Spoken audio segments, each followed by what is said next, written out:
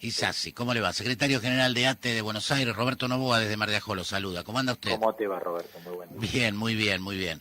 Bueno, a mi modo de ver, uno de los temas centrales de este año, las paritarias, porque hay un relato que dice que vamos a crecer a través de inversión extranjera y la Argentina está asignada a crecer con mercado interno por lo pronto hasta que seamos serios, hasta que seamos obedientes y entonces sí vengan grandes empresas y grandes inversiones a la Argentina. A mí me parece que lo único que puede sostener la economía es recuperar en el salario de los trabajadores por lo pronto lo mismo que se llevó la inflación. No sé si, creo que usted como sindicalista esto lo comparte.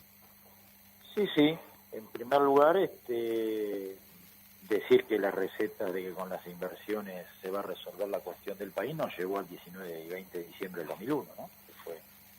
Nos puso en el quinto subsuelo. Un Estado presente que de alguna manera intervenga sobre todo en mejorar las condiciones de vida de los que menos tienen, generar empleo, en generar créditos blandos para el pequeño y mediano productor, pequeño y mediano comerciante, que como vos bien decís, depende del consumo interno y no de la exportación. Son medidas que cualquier nación que priorice mejorar la calidad de vida de sus habitantes debería tomar. Y en ese marco, los salarios son un componente importante porque son el poder de compra de quienes generamos la riqueza, que somos los trabajadores, ¿no? Trabajadoras. Y en ese sentido, bueno, como vos decís, la última discusión que estamos dando, lamentablemente no tiene que ver solamente con recuperar el poder adquisitivo que perdimos históricamente, sino con por lo menos recuperar lo que hemos perdido con la brutal devaluación de diciembre y los últimos 2 años, que fueron realmente una poda muy importante. En ese sentido, los estatales bonaerenses, y en esto estoy hablando de los estatales provinciales, en el caso de los municipales se profundiza esta brecha. Se hace más grave, sí. Se hace más grave. Tenemos un piso de discusión salarial de un 44% entre lo que hemos perdido en el 2014 y el 2015, y una inflación proyectada en un 32%, siempre y cuando no se sigan disparando los precios, para lo cual nosotros planteamos que la paritaria debe reabrirse en el segundo semestre, en junio, para monitorear si la inflación se dispara o no se dispara, o si el aumento de precios se dispara o no se dispara. Y en el caso, y otro componente más, que hace tiempo que no discutíamos, ahora estamos discutiendo despidos. Claro. Estamos discutiendo despidos masivos, más de 9.000 en los municipios de la provincia de Buenos Aires. Están hackeados 94.000 contratos en el Estado Nacional, y hay una revisión de contratos en la provincia que nos parece que más que tratar de detectar ñoquis, porque en el caso de que los hubiera un porcentaje es muy inferior, se utiliza la excusa de los ñoquis para ver por dónde se puede reducir el gasto en personal, como lo hicieron por otra parte con las políticas sociales, que las redujeron sustancialmente en el presupuesto 2016. Entonces, sí, ahora, espera, te puedo tutear, ¿no? Isasi, sí, te puedo claro. tutear. Bueno, déjame acá hacer un alto, porque hay un aspecto en esto mismo que vos acabas de decir, en donde me parece que durmieron ustedes, los sindicalistas. Yo dije a la mañana temprano cuando abrí el programa, cuando un tipo se cae de un muelle y está en el agua flotando, hay uno que le tiende la mano y otro que se pregunta, ¿por qué carajo no pusieron barandas? Sí. Ustedes dejaron trabajadores municipales en situación de vulnerabilidad sin pasar a planta permanente durante mucho tiempo. Y sabían que si había un cambio de gobierno, lo primero que iba a hacer ese nuevo gobierno, y encima de tinte liberal, era cortarle los contratos a esos trabajadores que habían quedado colgados del pincel. Entonces, la responsabilidad es doble. Por un lado, este gobierno que los despide, pero por el otro lado, los sindicalistas y el gobierno anterior, que los tuvo más de 10 años con contratos precarios. Es increíble que no hayamos podido resolver ese problema. Digo, por un lado el tipo se cayó del muelle, pero por el otro lado hubo un tarado que no puso barandas.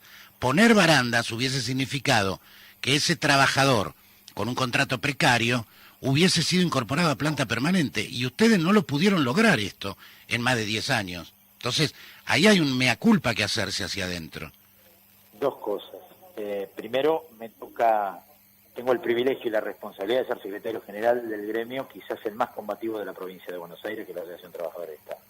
Tengo el orgullo y la alegría de saber que hay 41.000 familias en el Estado provincial que hoy tienen estabilidad laboral en estos 4 años que me tocó ser secretario general, no porque yo sea Batman, sino porque la organización y los trabajadores lucharon para conseguir el pase a planta permanente de esos trabajadoras y trabajadores. Por ahí ese saco le queda mejor a los que primero hablaban con el gobierno de turno por afinidad, antes que ponerse al frente de la lucha de los trabajadores y trabajadoras. Sí es cierto que a nosotros nos cabe la responsabilidad de no haber podido organizar la fuerza necesaria para lograr que otros miles que todavía están sin estabilidad no, la puedan tener. Digamos. Claro, eso por un lado. Yo te cuento el Por caso, otro lado, acá en la Municipalidad de La Costa hay un muchacho que entró en categoría 8, barrendero, en el año 83, y sigue estando contratado. Es un disparate. Pero el 50% de los trabajadores del Estado municipal está precario, y por eso luchamos fuertemente por la paritaria municipal, porque entre otras cosas, en 5 años te reducía la planta precaria al 20%. Claro. O sea que estaban obligados por el principio de progresividad, no es que te lo pueden resolver, reducir echándote, sino, aunque lo van a querer hacer, sino que lo tienen que reducir pasando a planta permanente. El otro problema, Isasi, espera, el otro, tenemos un análisis y una pregunta. Sí, dale. Déjame terminarlo, si no me pierdo, ¿no? Dale. Por otra parte, entonces, la responsabilidad que nos cabe a nosotros es la de que por ahí no fuimos capaces de construir esa fuerza que nos permita que todos pasen a planta permanente. Sí. Ahora, quienes precarizaron las relaciones laborales desde Duhalde hacia nuestros días fueron los gobiernos más allá de su signo político. Porque la precarización laboral en la provincia de Buenos Aires, fundamentalmente en los municipios, se multiplica a partir del menemismo en adelante. El kirchnerismo dejó las condiciones, sin ningún lugar a dudas, dejó las condiciones para que haya un proceso masivo de cesantías. No porque hubiera querido que queden cesantes, sino porque el alto nivel de precarización laboral hace que ni siquiera tengas que hacerle sumario a un tipo o una mujer que está con contrato. Directamente se le rescinde el contrato. Entonces, la responsabilidad política de la precarización laboral y de degradar las relaciones laborales es de quienes gobiernan. Sí, nos caberá la responsabilidad a nosotros de buscarle la vuelta para tener más fuerza, para poder hacer que pasen más a planta. A nosotros nos pueden acusar de que por ahí hasta hacemos un parito de más. Lo que no nos pueden acusar es que no nos ponemos al frente de la lucha por la estabilidad laboral. El otro problema, Isasi, que se verifica en los hechos, es esto de que la componente del salario de bolsillo, una parte muy pequeña es el salario en blanco. Entonces vos le decís a un intendente, bueno, le voy a pedir el 44% de aumento salarial. Y el tipo te dice, sí, está bien, te lo doy. Si de las 6 lucas que cobran, 1.200 son en blanco. Significan 400 pesos. Y después cuando ese tipo se jubila por el IPS, está asignado a la miseria, porque mientras un jubilado del ANSES está en 4.300 pesos, un jubilado del IPS acá en la costa, no sé cómo será el resto, está ganando 2.200 pesos, que es lo mismo decirle al tipo, salí a vender merca, flaco, si no, no morfás. No, que no salga. Pero, ¿entendés? Entonces, esto también lleva más de 12 años, me atrevo a decir que lleva casi desde el comienzo de la democracia. Es una situación de injusticia que los gobiernos populares, precisamente por su carácter popular, no pudieron, no quisieron o no supieron resolver. Entonces, ahora el tipo se me cayó del muelle y hay que tirarle la mano para poder sacarlo del agua porque si no se ahoga. Pero hubo alguien que no puso la baranda en 30 años. Hay baranda en el muelle de Mar de Ajó, ¿no? Sí, hay baranda. En el de la Lucila está un poquitito más baja, ese es más peligroso. Sí, a mí me gustaba el viejo muelle de la Lucila, que era un muelle, ahora es más una casa de té. Sí. Te decía, en el comunicado de prensa que tenemos en la página de ATE, sí. Hablamos de lo que nosotros planteamos. Es importante lo que vos decís, porque es correcto lo que vos decís, y en los municipios se agrava. En la negociación paritaria salarial de la provincia, nosotros planteamos 4 aspectos a poner en debate. El primero es la urgencia, ahí aparece el 44%, que es que a más tardar, mediados de febrero, debería haber una recomposición salarial inmediata de bolsillo del 44%. Eso es la urgencia. Que parte de lo que hemos perdido en el 2015 y en el 2016, más la proyección inflacionaria no menor del 32%. Que además decimos que en junio hay que reabrir la paritaria, porque si los precios se van a cualquier lado, tendríamos que discutir un nuevo aumento salarial. Un nuevo aumento salarial. Eso es la urgencia. ¿Me explico? Te sigo perfectamente. Bien. Otra cosa es la recuperación del poder adquisitivo en términos históricos y la mejora de la calidad del salario de los trabajadores del Estado. Ajá. Hasta del 2003 al 2007, en los estatales provinciales, hubo una pequeña recuperación del salario. Una pequeña recuperación que, o sea, el salario aumentaba por encima de los precios. ¿Me explico? Sí. De finales del 2007 al 2013, ya te expliqué la urgencia, que era el 44% que va del 2014, el salario de bolsillo de los trabajadores del Estado de la provincia aumentó un 250%. Scioli hizo campaña con esta media verdad, pero Sí. la mitad de una verdad a veces puede ser una mentira. Claro, porque hay que ver cómo se fue la canasta básica de alimentos en la otra punta. Lo que aumentó la canasta básica de alimentos, para que la audiencia precisar lo que significa esto, no es la canasta que te hace feliz con la que puedes ir de vacaciones, sino la que te pone por encima de la línea de pobreza, ¿tá? Aumentó un 840%. O sea que en el 2013, y ahora esto se agudizó, un estatal compraba el 48% de la canasta básica que compraba en el 2007. Claro. Esa pérdida salarial en relación al poder de compra, yo no digo que hay que resolverla en febrero, pero sí a lo largo de esta gestión Gradualmente. hay que tener políticas activas que nos permitan recuperar la pérdida histórica. Tal cual, Pero después Isasi. hay otro componente, que vos lo marcas con mucha claridad, la calidad del salario. Ujú. Hoy un trabajador de la salud o un trabajador de la educación de la ley 10430, o sea, un auxiliar, que hace tareas importantes, nadie puede acusar de ñoqui a un enfermero que está en la sala 6 del Hospital de Niños de La Plata, ¿no? Que es Sí. la sala de infecciosos.